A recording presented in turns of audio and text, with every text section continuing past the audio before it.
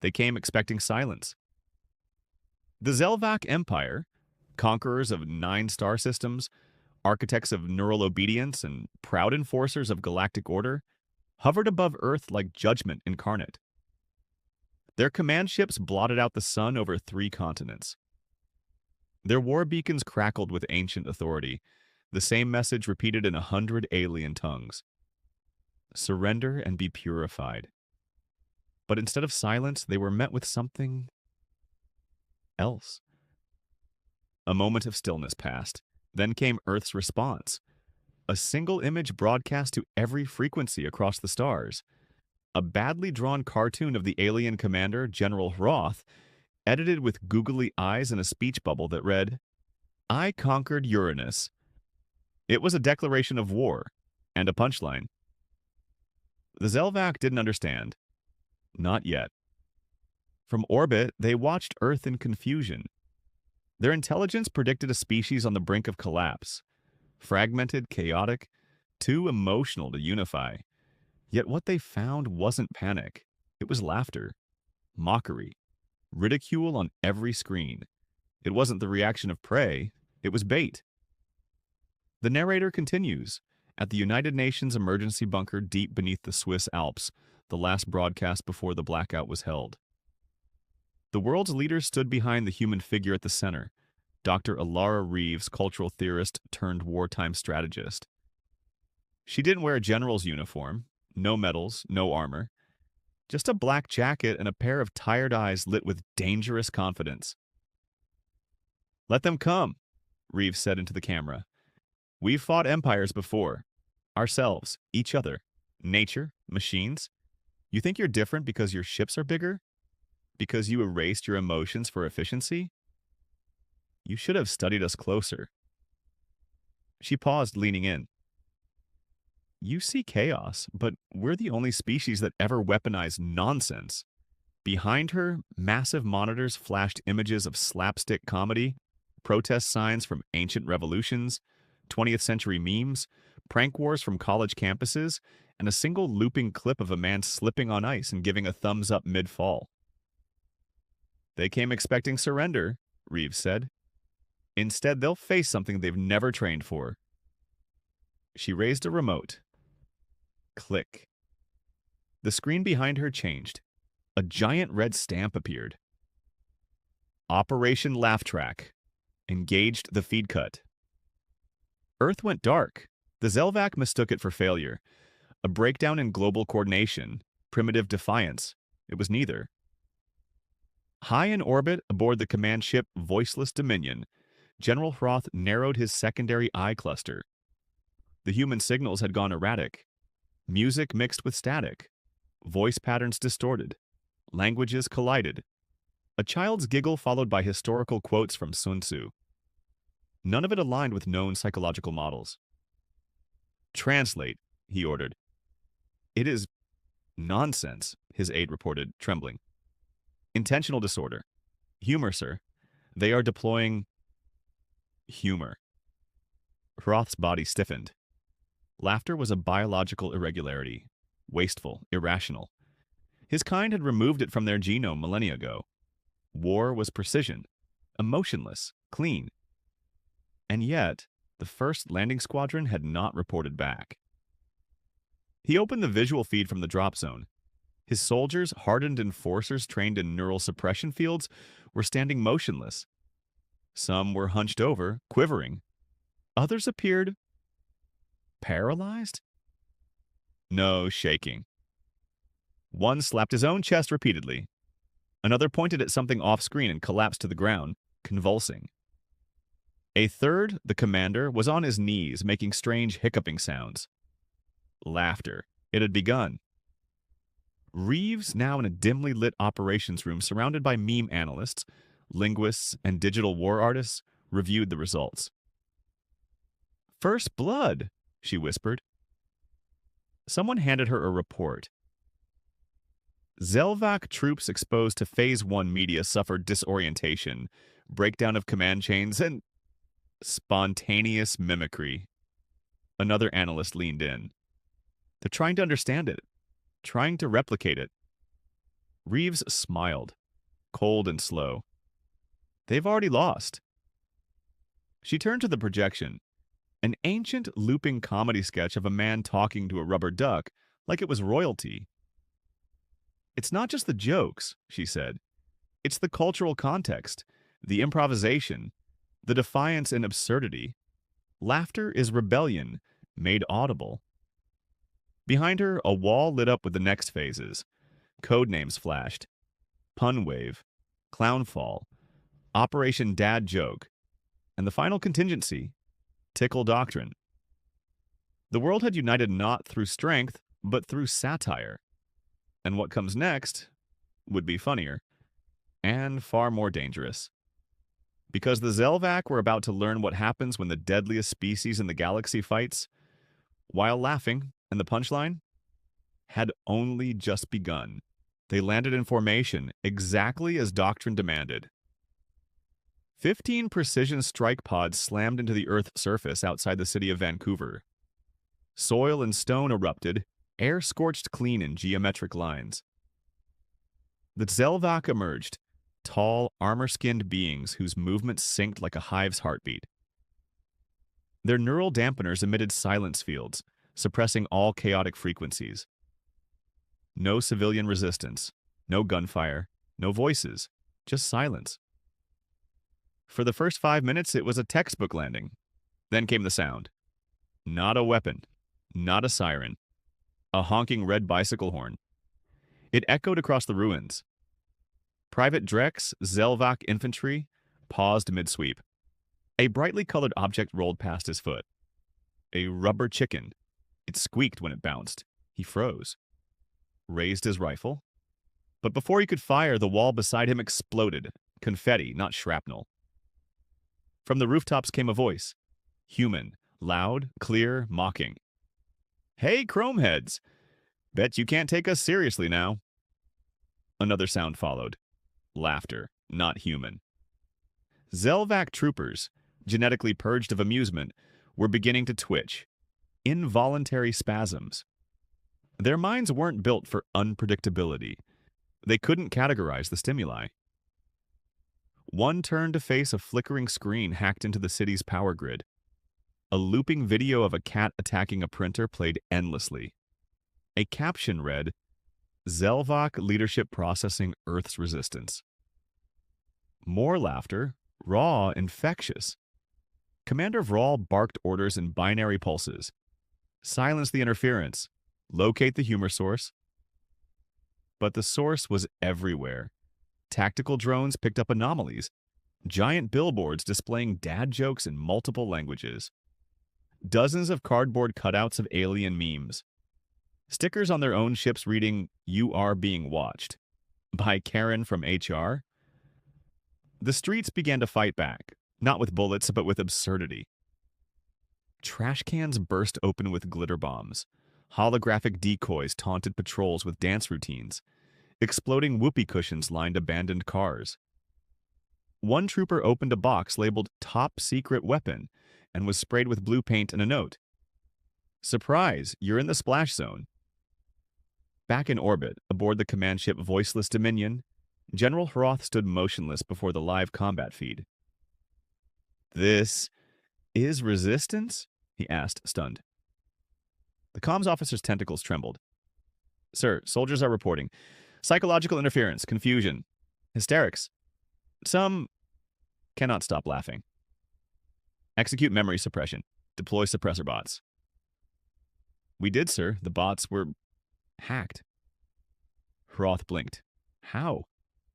"They are now projecting stand-up comedy routines by a human called George Carlin." The name meant nothing, but the effect was immediate. Suppression fields turned into amplifiers. The enemy, humanity, wasn't using weapons. They were using culture. A tactical analyst chimed in, visibly shaken. "This is not a counterattack, sir. This is a language virus. They are assaulting our logic filters with parody loops, satire spirals, and—" He stopped. "What is it?" Hroth asked. "They've memed us, sir." Silence. For the first time in Zelvok history, an entire battlefield turned into a comedy festival. The camera feed cut to Sector 7.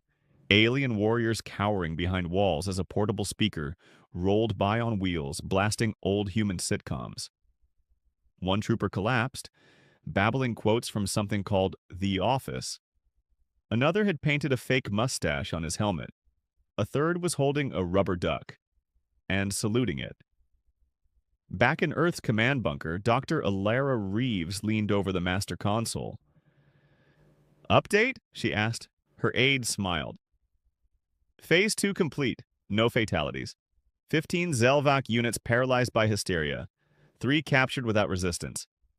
They thought our culture was weakness." Reeves raised an eyebrow. "It was camouflage," she said. "And now it's camouflage with teeth." She turned to the digital wall behind her. Next phase. Phase 3. Captured comedian deployment. She tapped the file. A face appeared. An old human comic with messy hair and sunglasses, known to millions only by his stage name. Punchline Jack. His mission?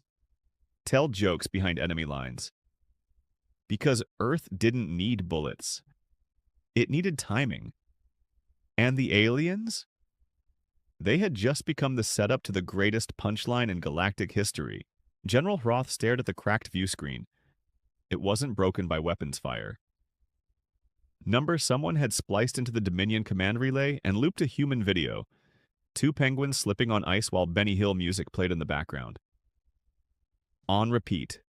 For 7 hours. He gritted his mandibles. Behind him, technicians worked in twitching silence. Each workstation had been purged twice, yet somehow the virus persisted. Not digital, not even biological. Worse, conceptual. The humans had infected them with ideas. He slammed a fist onto the console. "What do you mean the neural purge failed?" A junior officer shrank. "Sir, the troops refused the purge." "What?" "They said it reminded them of something called high school detention. And they laughed." "Sir, they laughed at orders." Laughed. The word tasted like acid. The command chamber lights flickered. Across the hall, a cleaning droid passed by. Whistling. Whistling. Hroth ripped out its auditory chip. "Who reprogrammed the maintenance systems?" The answer came from the speaker grid, now hijacked. A voice echoed, human, deep, playful. "This one goes out to all the invaders out there trying to silence our freedom." Jazz music started. Smooth, irreverent, deadly. The war room went dim, mood lighting activating automatically. Someone had renamed the ship's lighting profiles to disco mode. Hroth roared. "They have mocked our structure, our logic, our order." He motioned to the battlefield map. Zones redrawn. Squadrons had renamed themselves without permission. One battalion now called itself the Chuckle Marines. Another reported engaging in a dance-off with civilian resistance. No casualties. Only applause. "They are falling apart," Hroth whispered. "The Zelvak do not improvise." His adjutant approached, sweat beading through armor pores. "Sir, about the prisoners." "Yes?" "They're refusing food, unless it's pizza and something called ice cream sandwiches." "Feed them nutrient bricks." "We did, sir. They use them to build tiny comedy stages in their cells. They're holding nightly open mic sessions. The guards are attending." Hroth's mind reeled. 1,000 years of war, and no enemy had ever broken cohesion. Until Earth. A species whose primary weapons were 1. Absurdity. 2. Nostalgia. 3. An unshakable belief that anything could be funny. Eventually, he turned to the war table. "Their resistance is not disorganized," he muttered. "It's orchestrated chaos, camouflaged as incompetence." He tapped the database. "Search Punchline Jack." A human face blinked into view. Bearded, glasses, smirking. Bio. Discharge from 3 comedy circuits for psychological damage to hecklers. Known side effects: uncontrollable laughter, existential doubt, and spontaneous dance routines. Roth stared. "This is not warfare," he said. "This is a performance." And they were losing in front of a galactic audience. Behind him, the lights dimmed again. A fog machine activated. A voice echoed across the ship. "Ladies and gentle beings, welcome to open mic night on the Voiceless Dominion. Don't forget to tip your guards."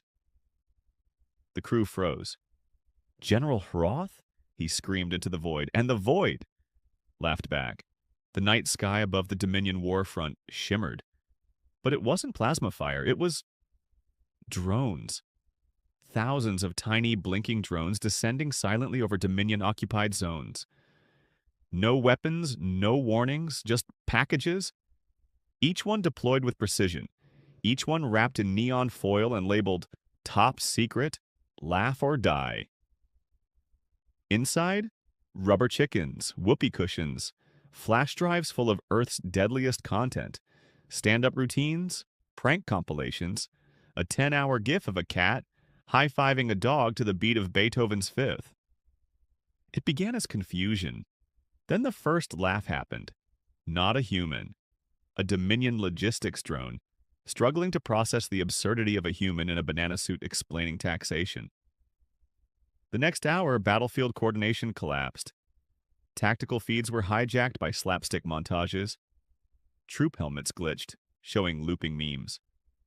Commanders found their visors filled with dancing babies and sarcastic subtitles.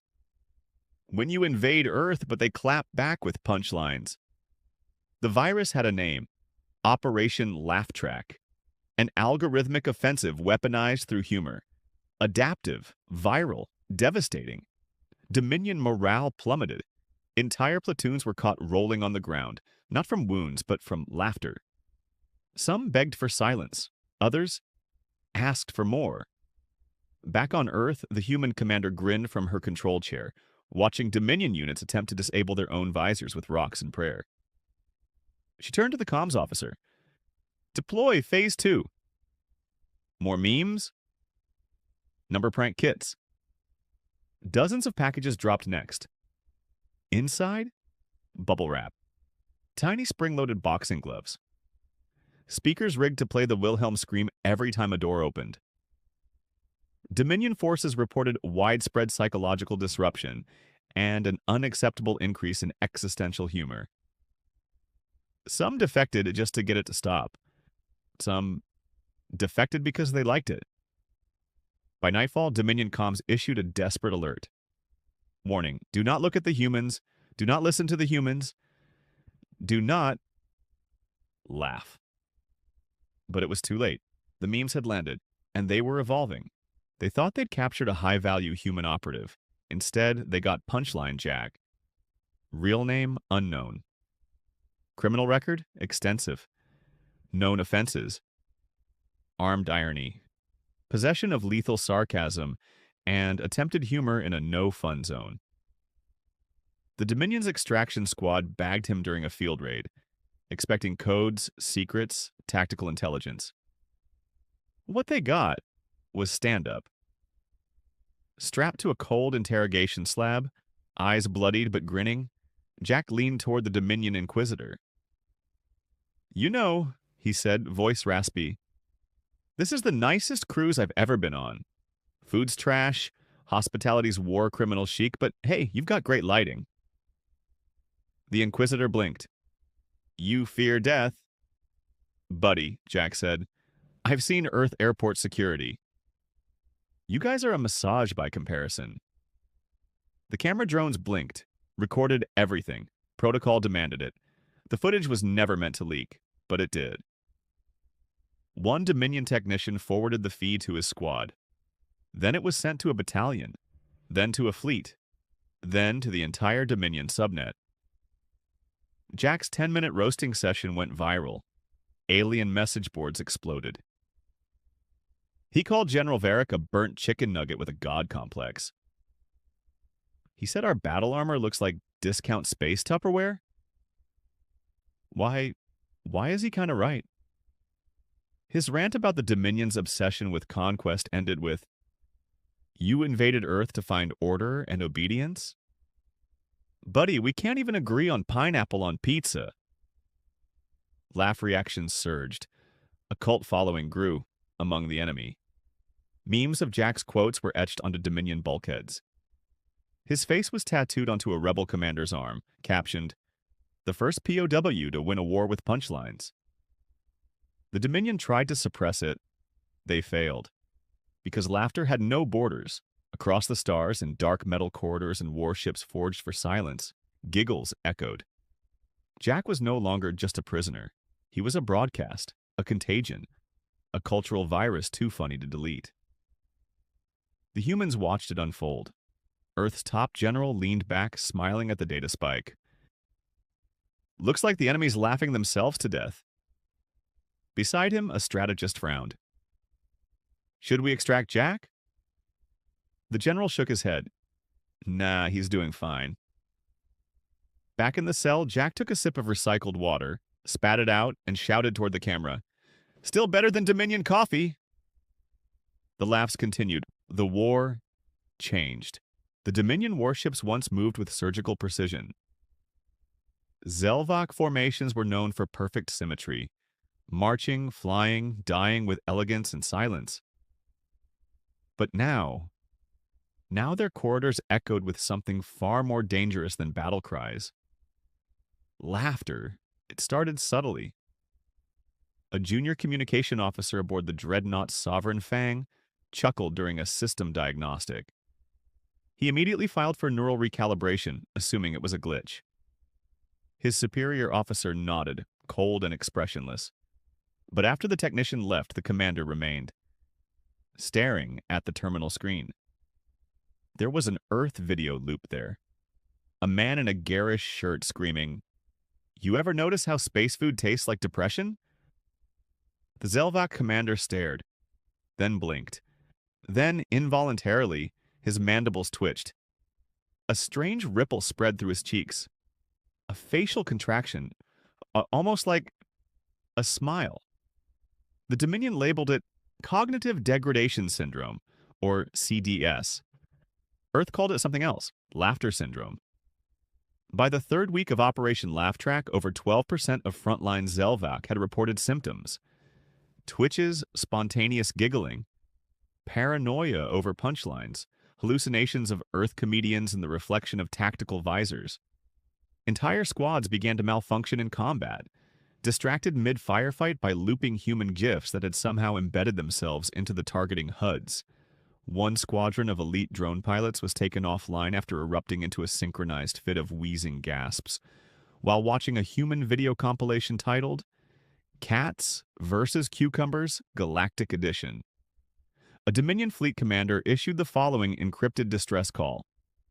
"This is Admiral Velzorn. The men are breaking. They won't stop asking why the chicken crossed the airlock.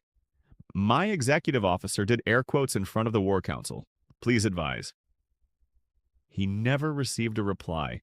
Within hours, his fleet scattered into disarray, with half the officers abandoning formation after a holographic projection of George Carlin appeared mid-briefing, courtesy of an Earth cyber virus called Operation Heckelbaum. Medical officers tried neurosedation. It failed. The Zelvak physiology, designed to resist psychic invasion and bioweapons, had never been programmed to counter absurdity. They were taught to suppress pain, anger, hunger. But humor? Humor was not in their doctrine. They didn't understand why it worked, and that was the final fracture. In one notorious incident, a disciplinary tribunal was called to deal with soldiers found laughing during a state funeral broadcast.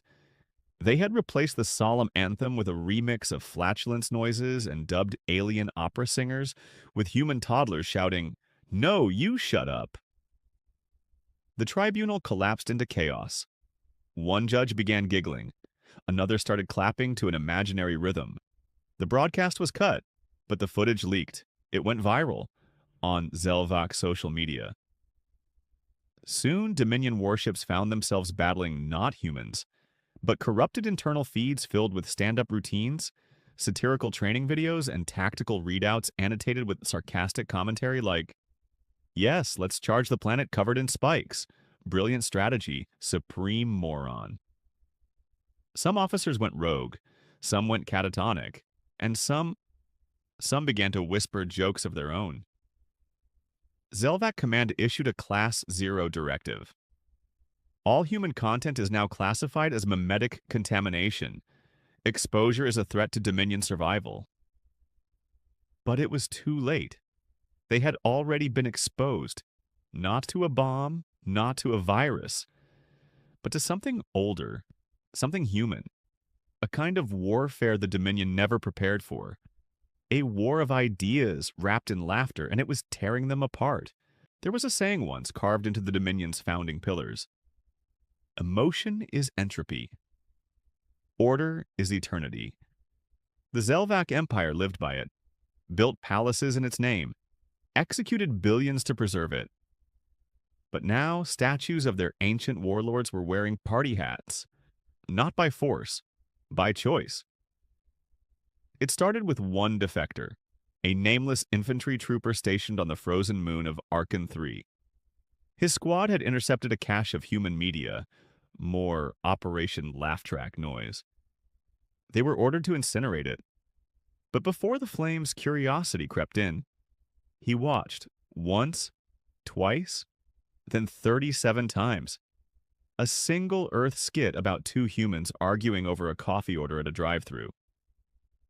By the end of the loop, the trooper had done something no Zelvac had done in recorded history. He laughed. Not a neural misfire, not a programmed reflex, a true, unfiltered, body-shaking laugh. He turned off his translator. He didn't need it anymore. The language was irrelevant. The tone was universal. He dropped his rifle, walked away from the outpost, found an unguarded Dominion shuttle. He left a message behind on the barracks wall. "I wish to learn timing." Within weeks, more followed. Not in silence, not in shame. They left humming human jingles, practicing punchlines, repeating nonsensical phrases like, "Toaster bath bomb, activate." It meant nothing, and yet it meant everything. A Dominion broadcast tried to quell the spread. "Attention troops, humor is a virus. Defectors will be eradicated. Laughter is disobedience." But even their own announcer struggled to finish the statement. One was caught live on stream stifling a grin while reading a confiscated meme. Why did the human cross the star lane? To avoid space taxes. He was executed. He died chuckling. By Cycle 9, a splinter faction had emerged. Zelvac troops who now referred to themselves as the Unmuted. They painted smiley faces over their black armor, not crude, mocking symbols.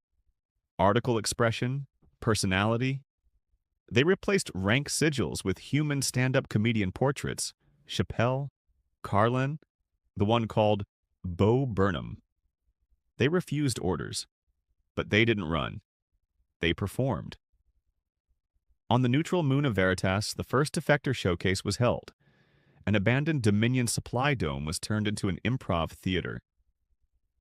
Zelvac ex-soldiers, once the embodiment of silence and control, stood on repurposed ammunition crates and delivered skits about their lives in the Empire. They poked fun at helmet regulations, mocked their war bureaucracy. One bit involved a mock tribunal where a soldier was sentenced to death for smiling at a sunrise. The audience? Mixed. Humans. Ex-Dominion citizens. Even quiet observers from the Grax Enlightenment. They didn't all understand the words, but they understood the rhythm. The pauses, the honesty, they laughed. And that was enough. Earth intelligence reported that over 12,000 Zelvac soldiers had formally renounced their commission and requested asylum through performance. Galactic law had no precedent. What do you do with war criminals who tell jokes now? Who juggle instead of stab? Who apologize? With a monologue about their overbearing mothers. The Galactic Council held a hearing. One defector named Joran7 gave testimony, not with charts, not with data, but with a 5-minute bit titled, "What's the Deal with Plasma Grenades?" He concluded with, "We were never taught to feel, only to obey. But the humans, they reminded us that silence isn't peace. It's just unfinished music." He was granted full asylum. The chamber gave a standing ovation.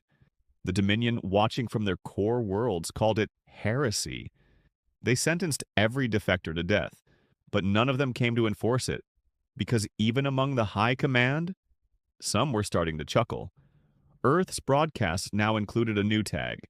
#, laughter is rebellion. It wasn't just a meme anymore, it was a movement. Not every defector became a comedian. Some became teachers, therapists, artists. One started a cooking show blending Dominion nutrient paste with human spices. It was awful, but he laughed, and so did his viewers. The war didn't stop. Ships still exploded, troops still died. But now, in between battles, something changed. Jokes whispered in trenches, improvised skits between firefights. Alien soldiers once bred for obedience, rehearsing knock-knock jokes in their own dialects. The galaxy wasn't losing order. It was gaining rhythm. Inside the Zelvac command vessel, silence reigns. Not the disciplined, reverent silence of military precision, but the awkward, exhausted hush of a species unsure if it's still at war, or in the middle of a comedy skit. The bridge is a disaster of color. Once sterile walls are now covered in mismatched banners, Hawaiian shirts hung like flags of surrender. A piñata swings from the ceiling over a strategy table strewn with confetti. General Hroth, Supreme Commander of the Dominion's 3rd Invasion Arm, stands in the center, his battle armor open at the neck, steam curling from exposed coolant valves. He stares forward with bloodshot eyes. His once fierce face now twitches at the corners, spasms dancing across his chiseled mandibles. He's trying not to smile. A low chime sounds. "Transmission active. Earth is listening." "Humans," Hroth says, his voice gravelly, halting. "This is General Hroth. I come before you not in victory, not even in defeat, but in something far stranger. I no longer understand the rules of engagement. I no longer understand my own troops." Behind him, 2 Zelvac soldiers are locked in a ferocious slap fight over who gets to wear a pink feather boa. Another, seated at a terminal, is watching a decades-old sitcom, weeping openly. "I trained my warriors for total conquest, for pain, for silence and order," Hroth continues, his hand trembling. "But now they tell jokes, they whistle, they speak in memes." He leans forward, his voice cracking. "We were not built for this. Our minds were forged for war, not for this laughter." The screen flickers. Cut to Earth's response center. A lone technician sits before a microphone in a darkened war room, surrounded by brass and intelligence officers. He clears his throat, presses the button. A rim shot plays. Ba-dum tss. The room on Earth explodes in stifled laughter. One general spills coffee on his medals. Another bangs the table, trying to keep composure. Someone whispers, "Oh my God, they actually did the rim shot." Back on the Zelvac bridge, Hroth twitches. "That sound again," he growls. "That taunting sound." He points at the screen, teeth bared. "We came here to conquer. We had charts, strategies, neural inhibitors. Our fleet reduced 6 worlds to ash before breakfast." He turns to his officers. "Did we not?" One of them looks up. "Did you see the one where the penguin slips on a banana and yells, 'My spleen'?" Hroth blinks. His lower lip quivers. Then, without warning, he lets out a wheezing, involuntary snort. His guards recoil. One faints. A young Zelvac officer timidly approaches. She places a hand on Hroth's shoulder. "Sir," she says, voice soft, "it's time." "Time?"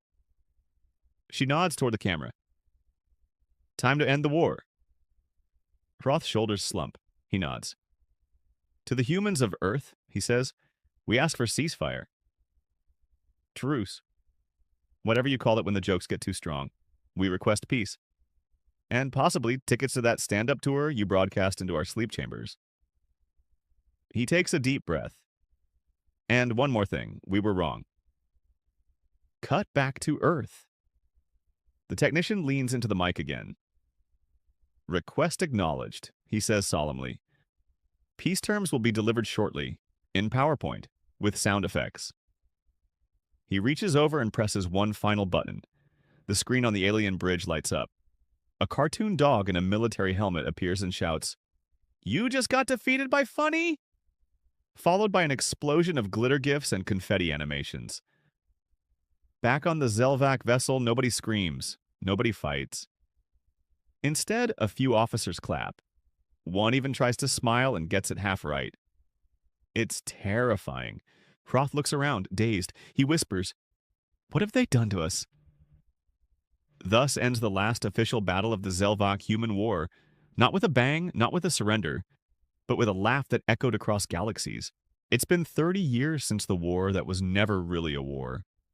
Since the first pun cracked open an empire.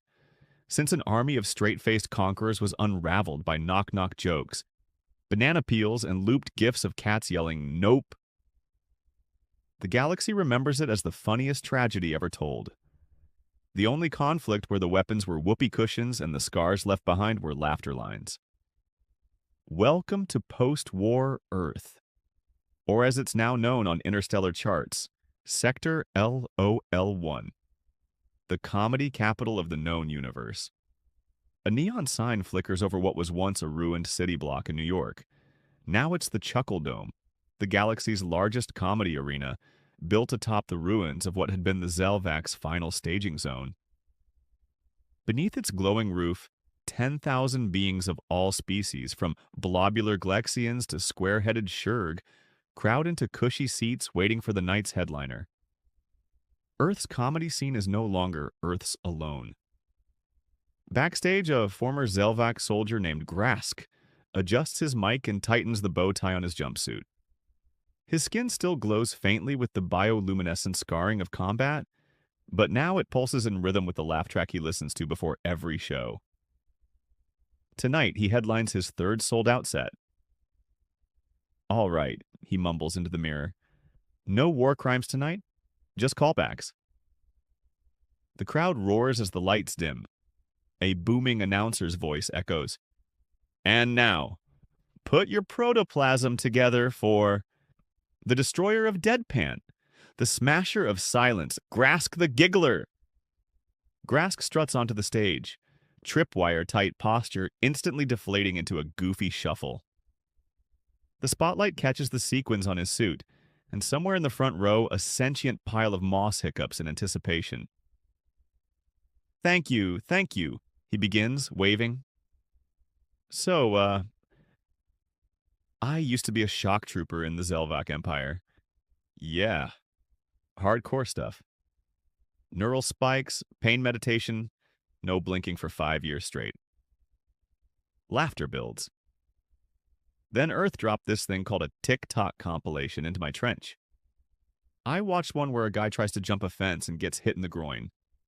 16 times in slow motion. He pauses. I have never wept harder in my life. The room explodes in cheers. In orbit above Earth, the Galactic Broadcasting Network streams the show to over 67 million viewers, translating punchlines in real time to 10,000 dialects, including one language spoken entirely in throat gurgles and elbow gestures.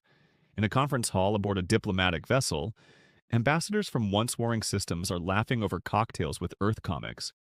A former Gorn general snorts so hard, he ejects his second stomach. Back on Earth, in a high-rise headquarters labeled Department of Intergalactic Culture, human generals sit with suits and comedians, reviewing applications from alien stand-up hopefuls. "You think this one's funny?" asks one general, reviewing a clip of a robotic insectoid doing a deadpan rant about espresso machines. "I don't get it." A comic shrugs. "Dry humor, it's a hive mind thing." At the United Planetary Assembly, laughter has become the new diplomatic currency. Insults are now traded as roasts, and rival delegations settle disputes through joke duels. A Zelvak ambassador once declared galactic taxes a cosmic joke, and instead of being sanctioned, was given a sitcom deal. Still, not everyone is laughing. In a quiet observatory in Siberia, an old scientist reviews neural scans from Zelvak volunteers. Patterns are changing, new folds forming. Humor is reshaping their cognition. "They're evolving," she whispers to her assistant. "We turned a war species into an art species. This isn't just culture, this is neurological metamorphosis." The assistant nods. "Should we be worried?" She sighs. "Not unless they develop dad jokes."